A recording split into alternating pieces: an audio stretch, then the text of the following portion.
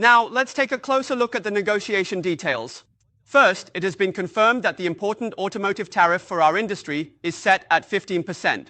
This puts us at the same conditions as Japan and the EU in the US market, but it's somewhat disadvantageous. Yu Sung-ho will clarify the details surrounding this matter. We did our best to argue for 12.5%, but the US delegation said, "We understand, but the president insists on a full 15%. It's unfortunate." A bit disappointing. That's how Korea assessed the 15% auto tariff.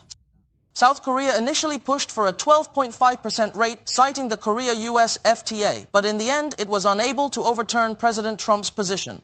Now, all cars that are manufactured in South Korea, Japan, and the EU will face a 15% tariff that will apply in the US market.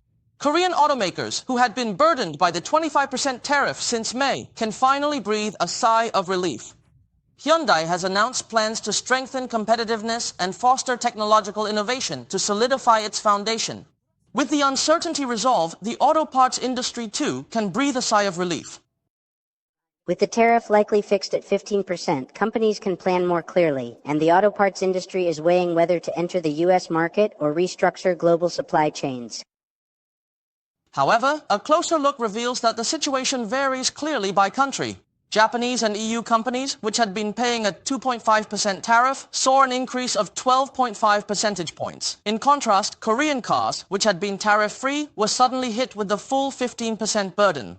Let's take the Hyundai Tucson, the company's best-selling model in the US during the first half of this year, as an example. Its current US price is up to $1,540 cheaper than comparable models from Japan's Toyota or Germany's Volkswagen. However, if the full 15% tariff is reflected in the sale price, the price gap drops below $1,000. In fact, the difference with Toyota shrinks to just $144, about 200,000 won. Concerns over a loss of price competitiveness are becoming a reality. In this negotiation, semiconductors, granted the most favored nation status, still cannot rest easy.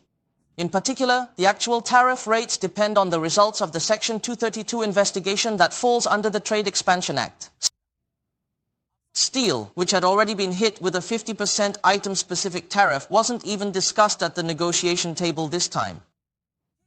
With K-Steel Industries expected to struggle and other major countries shouldering the same tariff rate, there's a call for additional negotiations. Ultimately, our companies are left with the challenge of competing through quality.